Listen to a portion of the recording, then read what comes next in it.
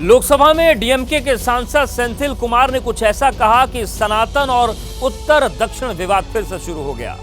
सेंथिल कुमार दक्षिण में बीजेपी की कमजोर नस पर अटैक कर रहे थे, लेकिन इस अटैक में उन्होंने जिन शब्दों का इस्तेमाल किया वो विवाद की जड़ बन गया है। People of this country should think that the power of this BJP is only winning elections and mainly in the heartland states of Hindi and what we generally call as the Gomutra states.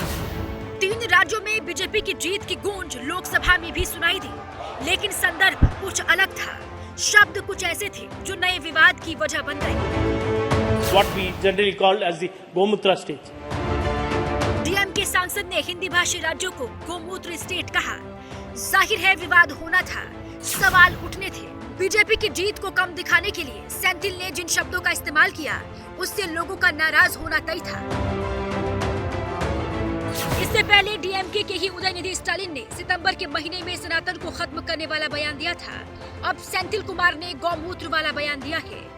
BJP कह रही है इस सोच का जवाब 3 राज्यों के voters ने दे दिया है। आगे भी जनता ऐसे बयानों का जवाब देती रहेगी। सनातन को जो समाप्त करने की कोशिश करेगा वही समाप्त हो जाएगा। ये मैं डंके की चोट पे कहता हूं, ऐसी हल्की बयान न दे।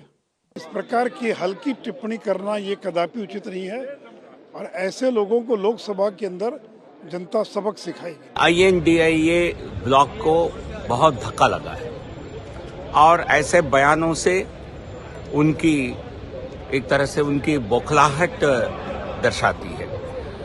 पहले उनके नेता डीएमके के नेता और मंत्री उदयनिधि स्टालिन ने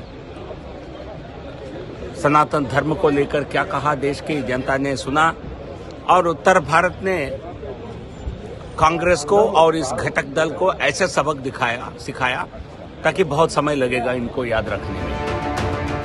सदन में दिए बयान पर जब बाहर हंगामा शुरू हुआ तो सेंथिल कुमार फिर से सामने आए। उन्हें अपने बयान में कोई गलती नहीं दिखी। See, I have not used any derogatory words. There were members, there were Home Minister was inside who introduced the bill.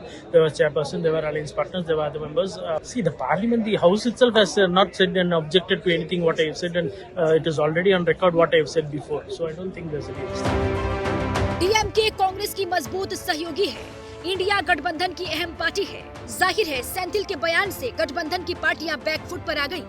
सनातन पर उदयनिधि के बयान के बाद अब कांग्रेस पर सवाल उठे थे। इस बार भी कांग्रेस सवालों के घेरे में है और सवालों से बचने के लिए कांग्रेस नेता सेंथिल के बयान से पिंड छुड़ा रहे हैं। तो गौ माता को हम सब अपने श्रद्धा करते हैं, इस बात से हमारे कोई लेना देना नहीं है। डीएमके के नेताओं की अगर यही हरकतें रहीं और सनातन धर्म के खिलाफ इसी तरह की बकवास वो करते रहे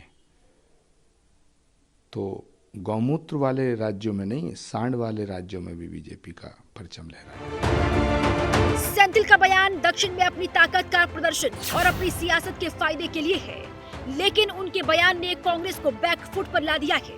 उत्तर भारत में होने वाले नुकसान को देखते हुए कांग्रेस सेंथिल के बयान से पल्ला झाड़ने की कोशिश कर रही है, लेकिन भारतीय जनता पार्टी जैसे सवाल पूछ रही है उससे कांग्रेस के लिए ये आसान नजर नहीं आ रहा है। तो सनातन धर्म और उसकी मान्यताओं पर लगातार डीएमके के नेता हमला कर रहे हैं, उस पर राजनीति गर्मा रही। लेकिन आपको याद दिला दें कि आज सुबह 11 बजे से जरूर देखिए एबीपी न्यूज का खास कार्यक्रम मोदी की गारंटी।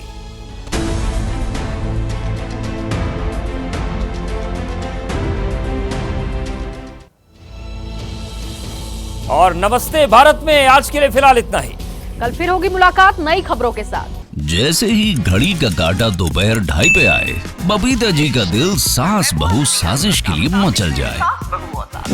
और ये है इनकी बहू, पूरे दिन ऑफिस की टेंशन हो जाए गॉन जब ये करें अपना फेवरेट शो फ्री टाइम पे ऑन। इनकी तरह आप भी देखिए अपना फेवरेट शो अपने टाइम पर और डाउनलोड कीजिए एबीपी लाइव ऐप अपने स्मार्ट टीवी पर।